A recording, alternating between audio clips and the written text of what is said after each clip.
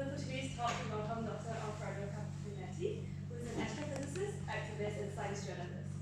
He is a senior space correspondent for IFLScience and he blogs, and podcasts for the Astroholic. Dr. Alfredo is committed to fighting inequality in STEM and is the chair and founder of Pride in STEM, the largest UK charitable trust dedicated to support LGBTQ people in STEM. Today, Dr. Alfredo will discuss effective science communication and activism, LGBTQ rights in STEM, and how we can improve both. Without further ado, let's go ahead together to Dr. Alfredo.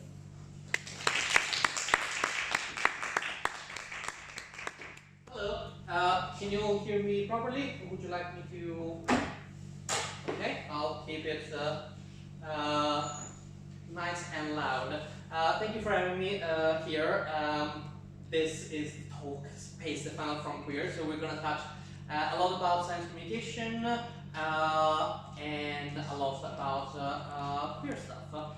And in my mind, if you've seen the description of the talk on the posters, it was going to be a lot more lighthearted than actually is. I realized yesterday that I was very angry.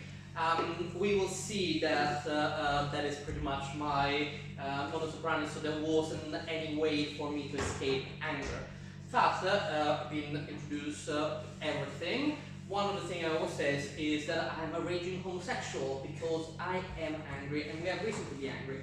But before we go on to the anger, I wanted to discuss a little bit Pride in STEM and what we do. I needed to update this slide because we are also now a charity. We are a registered charity and it's very good. It's a lot of bureaucracy, but we are officially recognized as a charity. One of the important things we do is Outthinkers, which are events.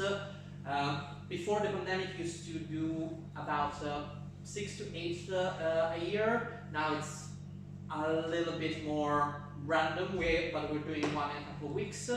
No, actually, we'll do 2 in a couple of weeks. One in Norwich, one in Oxford, and it's just when we started Pride in STEM 6 years ago was to removing the separation, which is just notice the irony between the scientist, the lecturer, which is the desk around them, and the public, and to make them realize, to make the public realize that scientists, people in tech and engineering and maths are just people that have lives, that have identities, and it's important that this separation disappear. We have a big social media presence, and that's how we've been operating, especially in the last 2 years, to promote resources, and we tend to support other events throughout the UK, but also in other countries that are in support or showcasing LGBTQ people in STEM. We've also been working with all party parliamentary groups. We've been discussing stuff with the very many Ministry of University that have been this year, and I'm not going to say that it was a waste of time talking to a lot of them and then changing after 3 weeks, but it was a waste of time. But we try our best to make them see the importance of changing culture in STEM, and I'll explain why there is a need for changing culture in STEM. We're not alone. Do not think that Pride in STEM is the only thing out there. There are so many different things, so if you're interested in any aspect and you think, I don't sort of vibe with Pride in STEM, there are so many other things that people are doing. There are interviews and creating role models like LGBT STEM, founding queer scientists. There are groups that just do social media. There are professional networks that can be very good. And for the science, there are also now the Proud Science Alliance, which I should get a logo for, that they focus more on the biochemistry, biological, pharmaceutical sciences. Most of these groups and us started 4 years ago, actually 5 years ago, the LGBTQ STEM Day, which is the International Day of LGBTQ people in science, technology, engineering and maths. We started this event because we felt that we needed a moment to sort of catalyze the attention about the issue, but also showcasing queer people in STEM. It's very important, I feel, that the two always go hand in hand, that they say, hey, there are amazing people that are LGBTQI+, they're doing cool stuff in STEM, but at the same time, those are the people that manage to stay in STEM against a lot of odds. And these are all the organizations, some that I mentioned before, that contributed to that. And these are a lot of the supporters of the initiative who I can point out. Well, we have CERN, which always makes us very happy. We have the European Space Agency, but there are a lot of groups throughout the world. And in fact, we are celebrated on every continent, including Antarctica, which I'm very happy about. And also, we're celebrated in space, and it's always nice that feel that it's not only international, but it's properly global. That's at least how I feel about it. So this is what Princeton does, and what makes me very proud of the work that we do. But now, let's talk about communicated science, and then I will bring the two together, and hopefully can appreciate why there is more than an overlap in the two aspects of my career. So, the goals of SciComm, it's, I believe that society is, especially today, is very much structured in this thing that we call the knowledge society. It's all about what we know, how we use what we know, and what we might know. It's all about this idea of the never-ending progress that is very much being influenced by how science has been done over the last 400 years, but also science has sort of bought into this myth that we are going to always know more, to always find a solution to any kind of problem that we might face. Even for as much that that idea has limitation when we consider reality, society buys into that. So the welfare of everyone is influenced by what we do in science, what we do in tech. And this is why it's important that the way we communicate science is effective. And we need to be very, communicating science is has a certain degree of responsibility, cannot be done carelessly. And it's not my favorite part of the argument, but economic growth and political decision are rooted in the way we communicate science. To give you a silly example, during the 2012 US presidential campaign, Vice President candidate Sarah Palin complained about the use of the fact that scientists were studying fruit flies and diseases on fruit flies, and it was a waste of taxpayer money, as an example of science being wasteful and doing things that don't matter. I think, if I remember correctly, in 2014, work done on Drosophila won the Nobel Prize because it was astrophysicist, sorry to any biologists in the room, but I think it was something about the way neurons work, and that was discovered thanks to studies of fruit flies. And this thing is the fact that if science communication is not there explaining the importance of science on very peculiar aspect to the general public, you will have people that would buy that into that argument. And I would say in the last 2 years, with the rise of the anti-vax movement, I think it's become more apparent, but also more important for us to create a public that is scientifically literate. So, what I think are the key aspects of effective science communication? It needs to be informative and accurate. So, informative, obviously, you're communicated that it goes without saying, and accurate because you don't want to make mistakes. But I think something that is very, very important is to be upfront about correcting mistakes. Mostly because we are all human. We are going to make mistakes. Some will be big, some will be small, but the act of correcting and the fact that we can be upfront and we shouldn't feel too much pressure on the correcting mistake, it's so important. Again, if you look at the last 2 years, some of the miscommunication that spread to the public were due to the fact that the public doesn't has this innate notion that science is self-correcting. If we do not explain the science, the whole point of it is that we continue to do experiments to find the best correct version. Sometimes things we're quite certain of turns out to be wrong. If you don't explain that, people will just say, oh, but scientists last month said that, and now you're saying this. What is the correct thing? And this thing, we need to make sure everyone feels comfortable correcting themselves, but also showing that making mistakes is normal and that correcting is always better than hiding. For effective science communication, it needs to be accessible, and I mean in two ways.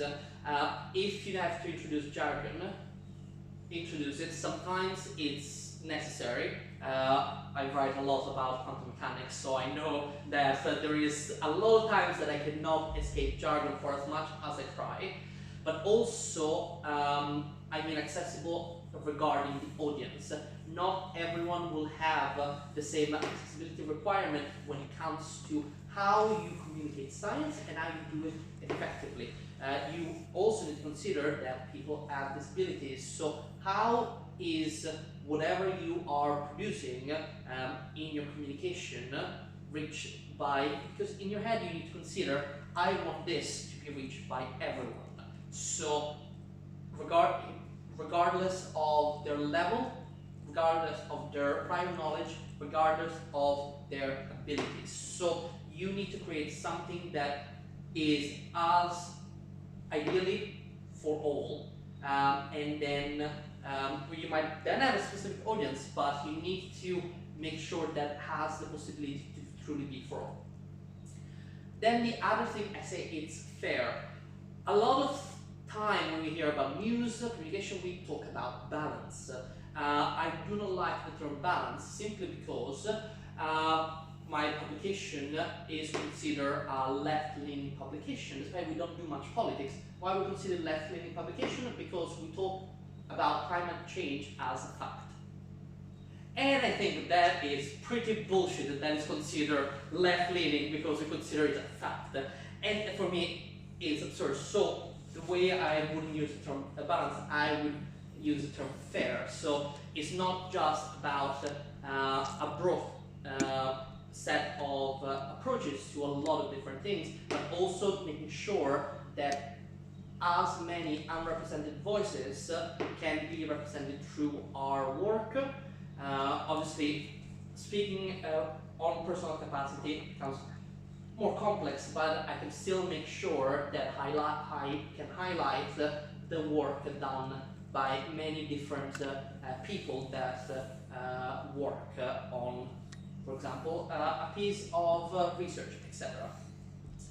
And on the fair part is being aware of the narrative or even bias you construct, because we're all biased, we all create our own narratives, so it is, if you need to create a piece that is fair, sometimes you need to take a step back and not be as yourself. I don't know, I can think of, if I need to write about Elon Musk doing something on Twitter these days, and I need to make it fair, I need to take a step back and not write from the heart, I need to write from the brain.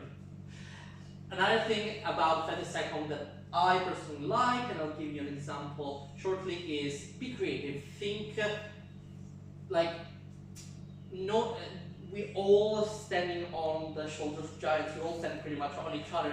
Everyone has some interesting idea, and it's just like do research, do look at what's around, and come up with something fun. Because if it's fun for you, you make it fun for your audience.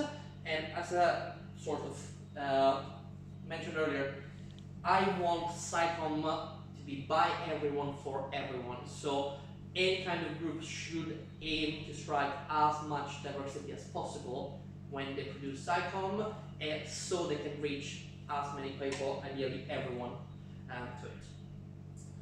If you are curious about the public engagement, there is so much that people can do, and you don't have to be good at all of them or at most of them. Even just one could be good if you just want to try something. On written forums, there are obviously books and articles, blog posts, Twitter threads. There is humans like to write, so there is a lot. But audiovisual, there is photos. There is a lot of groups that do creative stuff. On Instagram, there's videos, there's podcasts, and there is a lot of interactive stuff. There are talks, there are quizzes, and there are hands-on experiences. And now, to give you an example of creativity and something that I do, and it's all about how I believe one of the greatest science communicator of the 20th century was Whitney Houston. So, raise your hands, because this is also the interactive part, but only one tiny interactive part. Who has heard the song Wanna Dance With Somebody?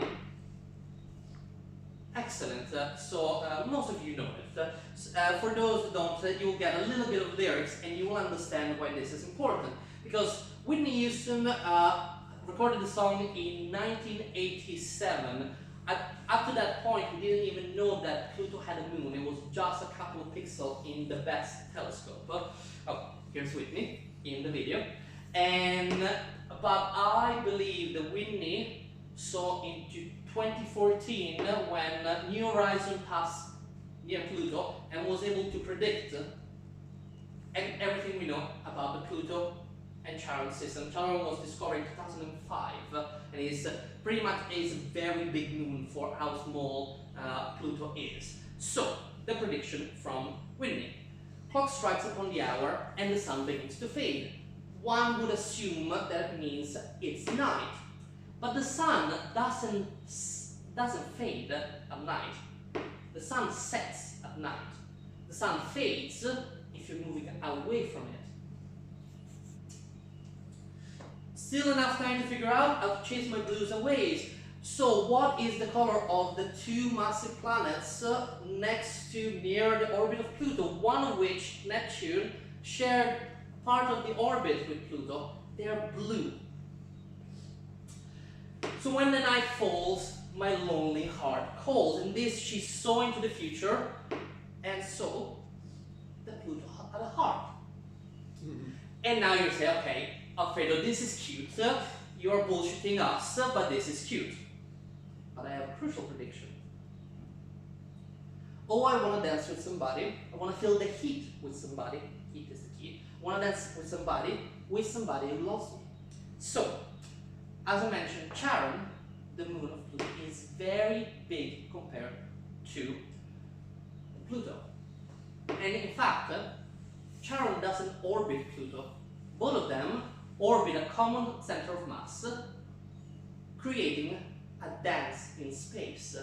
And this dance actually heats up the potential ocean underneath the heart of Pluto that creates movement through Pluto.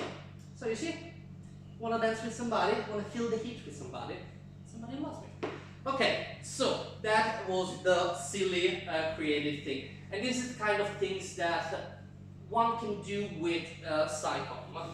Now, on the rant part, because as I said, science communication comes with responsibility, and we need to make sure that the way we approach science communication is fair and responsible. So I will be discussing the JWST disaster. JWST is named after James Webb, former NASA administrator during the Apollo years. So from 60 to 68, he left before Apollo 11. So it is probably one of the best telescope we humans have ever built. The way that already it's been in space for almost 13 months, sorry, and has been working on science for 7 months, and it is fantastic.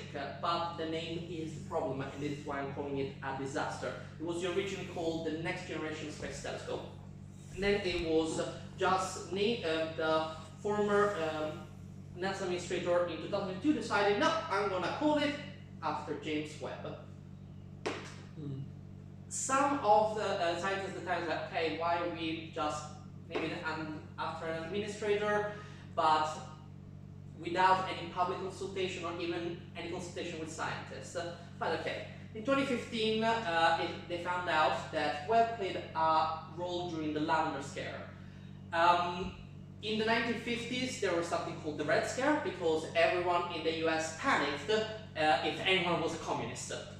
Communist was seen as, oh, they're going to take over the US and sell us to the USSR, etc. And they did something very similar to pretty much anyone that was suspected to be gay in any government activity. Webb played a major role in that. And this spread from the State Department to any other government agency, including NASA. And over the last, between 2015 and 2021, a lot of things came out about what happened at NASA during that time, including this firing of Clifford Norton, which the thing that is relevant to the story is that he was fired from NASA, but his manager, his line manager, actually testified in his trial against NASA, saying that he was a very good employee, and the only reason he was fired was because it was custom throughout the agency to fire people suspected to be homosexual. If we think like, okay, well, Webb hated the gays, but at least he didn't like the gays, but at least didn't have any other problem. Well, he also wrote an entire essay about how women can fight. And it was the first year that women were allowed to graduate from a military school in the US. So, what happens then? There was a calls and petition. NASA pretended to listen, and I'm saying pretended because they promised an investigation and a report in the involvement of James Webb in the Lavender Scare. In October of 2021, they decided that no, we're going to keep JWST, and they don't publish a report because they said they found nothing. I was one of the few journalists that emailed NASA directly asking about this report, and I literally have the email that says, we're not publishing a report because we found nothing. And all of you budding scientists, if your supervisor or a lecturer asks you to go and check something or work out a research problem and you find that the research problem like, oh, that answer doesn't work, or no, there is nothing, and you submit 0, I bet that they will be pretty annoyed at you, and I don't think you can get away with saying, found nothing, so I'm not going to submit anything. Well, NASA thought they could get away with it, but Nature journal have a press department that asked for a Freedom of Information request, and they got all the emails. And among the emails, they found this little tidbit that made me so angry, because it literally says that Webb played a leadership position in Lavender Scare is undeniable. And literally just say, we don't know if he was a homophobe or not, but he did those things. He did fire people for being suspected. Again, it's not like it was, oh, you're gay, you're fine. It's even just suspected. Anyway, NASA decided to publish that report that says that they could not find any evidence that Webb directly fired anyone on November 18th, 2022, which, if you remember, is the International Day of LGBTQ people in STEM, which tells you exactly how much NASA care about this. So, why is this an example of terrible communication and unfair communication? Is the fact that they knew that all this freedom of information stuff was out there. They know that a lot of people in the community, especially in the astronomical community, have read this email, but they do not care because they are trying to appeal to a broader audience that might not have seen that. And they do not care about the LGBT community, otherwise somebody would have said, do we really want to publish this report on this specific date?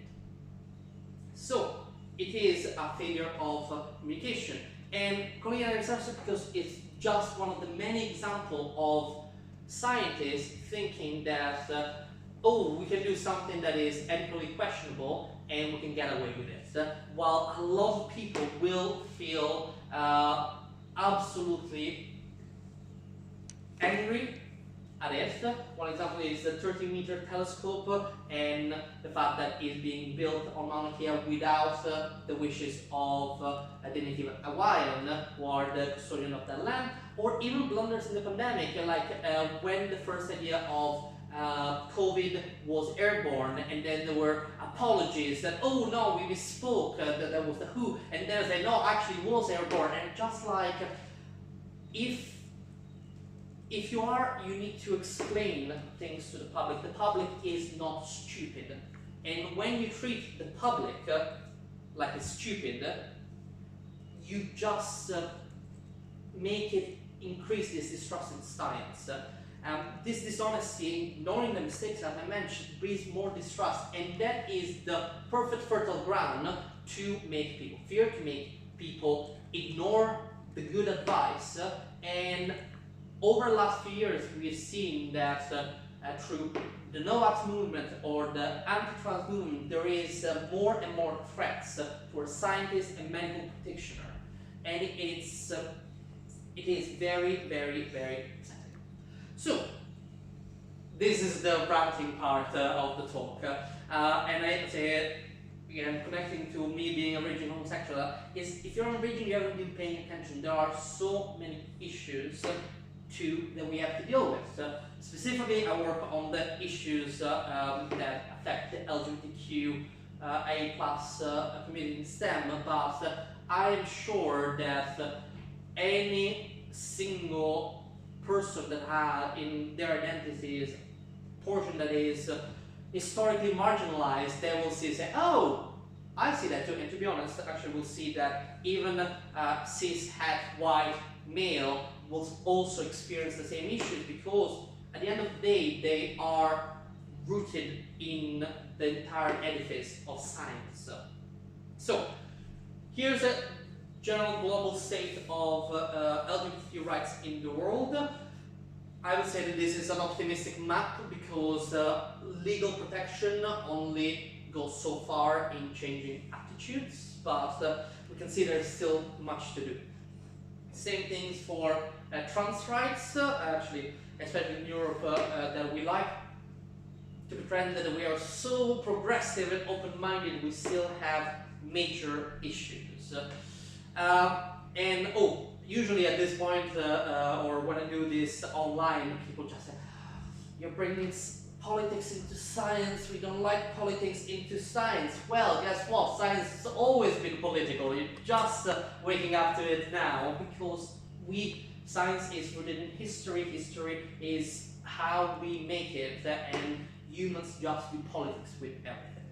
So, in LGBT stuff, we see that for as much as science likes to pretend that we're all about the science, it's all about the facts, it's all about the research that you publish, etc. LGBTQ people, it was from 2013, they tend to be left out when there are two colleagues and a lot less out to students compared to how much they are out to their family. And this, most of these stats will come from the US. It's a little bit different from us, but not that much different.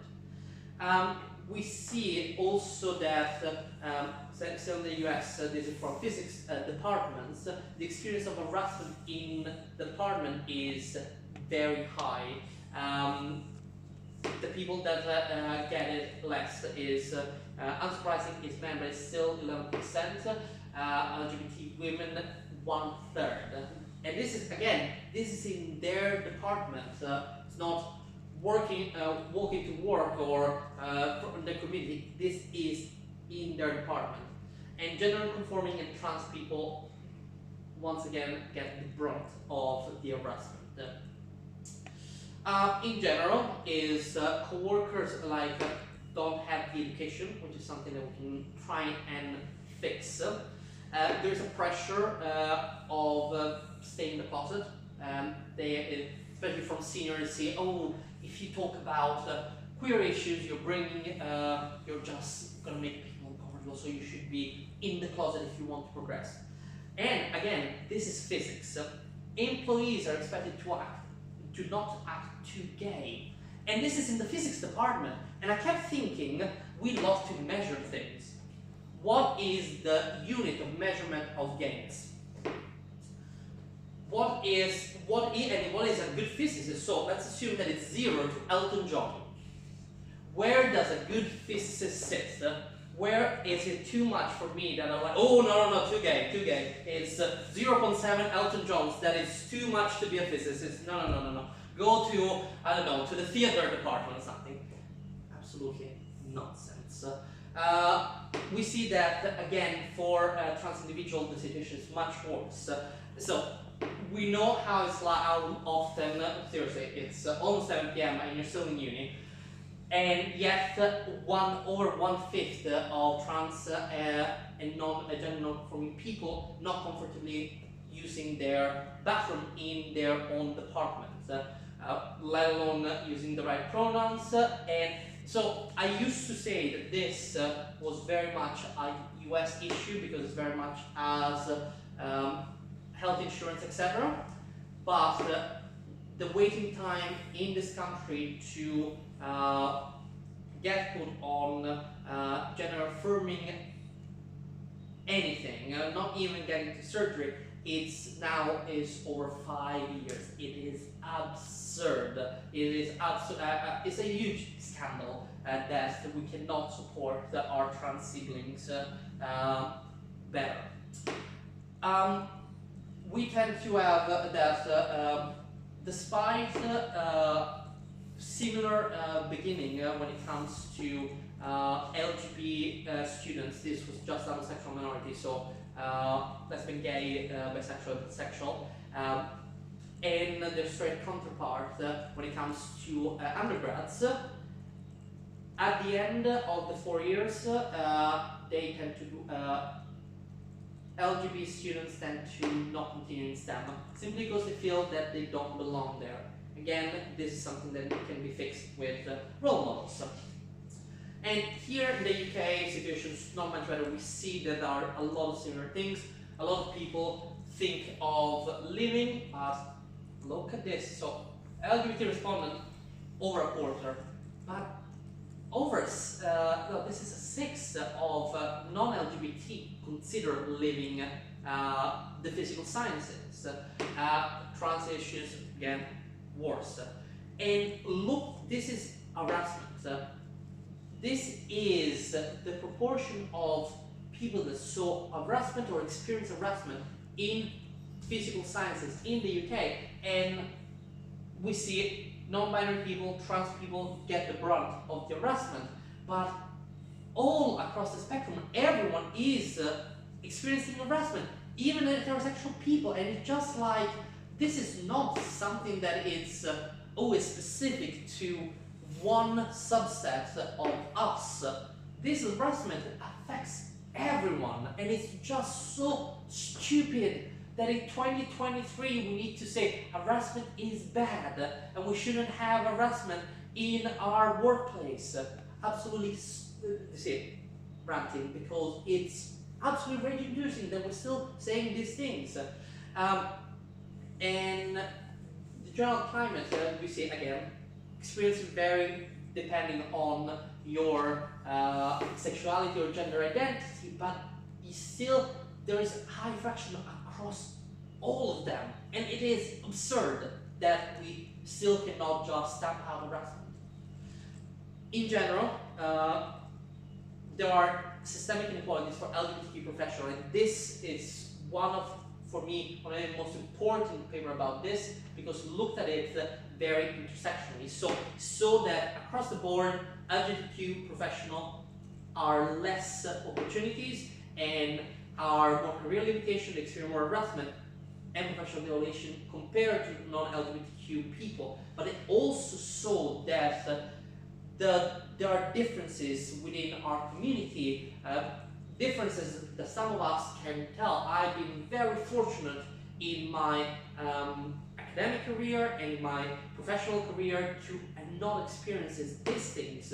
But LGBTQ plus women and racial and ethnic minorities who are identified LGBTQ actually way more than somebody who's like me, is a cis gay man, white gay man. So to give you a summary, this is pretty much everything that I have, some of the most important points of what I've said. Less than 60% of LGBT people in STEM are out. So, 1 in 3 physicists been advised to remain in the closet. Harassment for transgender performance is 1 in 2. LGBT students less likely to continue career in STEM, and 42% of physicists should not act too gay. So, what can we do to change things? I know that as undergrads probably go, oh, don't have much far, I know. But it is both something to keep in your mind and something also to demand from people who do have power. I always wish for an inclusive and intersectional revolution. We need to change things completely. And it's not just about including, it's also about belonging. We need to make sure that everyone feels that they belong in their institution, in their workplace. We need to challenge our bias. It's always start from us first. So to understand your privileges and commit to make changes. Something that I advise people is use pronouns in your email signature and badges. Be an ally proactively, which means learn about issues, listen to other people, Google stuff.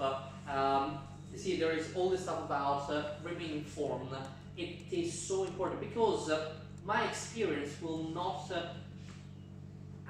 bring me to understand the experience of somebody that looks completely different from me, and so that has completely different identity. So I cannot just pretend to be them. I'm like, oh, I get it now. No, I need to listen. I need to remain informed about their experience and how the changing world might affect them. And don't be a bystander if you can step in and help them. And also, don't let people's rights become a matter of debate, because we know where that slippery slope leads to. Stuff that you can require of your organization: gender-neutral toilets, marking important days and months, having good policies across the board that support everyone. Most importantly, stamping out harassment and making the process of stamping out harassment as transparent as possible. People know exactly how it works, and protecting the victim first. And with that, thank you very much.